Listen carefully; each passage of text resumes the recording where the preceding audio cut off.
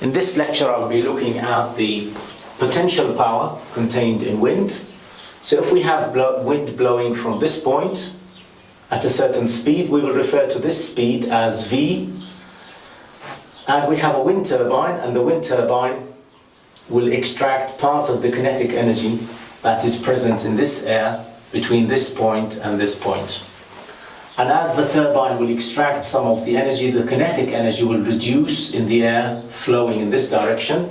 So the kinetic energy in the air at this point will be smaller than the kinetic energy at this point, which means that the downwind speed, we've referred to this point as downwind, so the downwind speed will by definition be smaller than the upwind speed. So Vd will be smaller than V. And in fact, the ratio of Vd over V we will denote as lambda, and lambda is a number that ranges from 0 to 1. So because Vd is smaller than V, lambda will have to be smaller than 1. And that power, that kinetic energy, or kinetic energy power that has been extracted, would be converted by the wind turbine into mechanical energy at this shaft.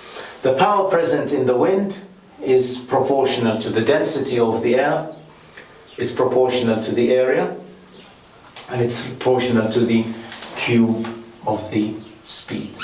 And that will give us power in units of watts in here. And you will also notice in this diagram that the cross-sectional area at this point is larger than the cross-sectional area of this point, and there's a good reason for that, because we will assume that the flow of air at this point should be equal to the flow of the air at this point. So the flow of air through this cross-sectional area, capital A, should be equal to the flow of the air through this cross-sectional area, capital AD, and the subscript D stands for downwind.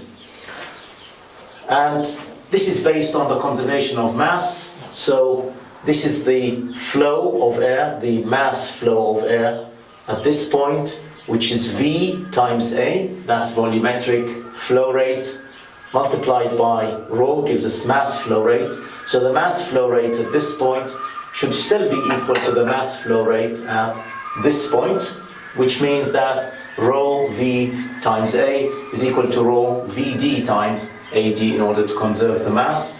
We're assuming that rho has not changed, so the air has not been compressed in any way. So if rho is the same, then this becomes V times A equals Vd times AD, and then V over D is inversely proportional, so the reduction in speed from this point to this point, and the reduction in speed from this point to this point has been caused by the turbine.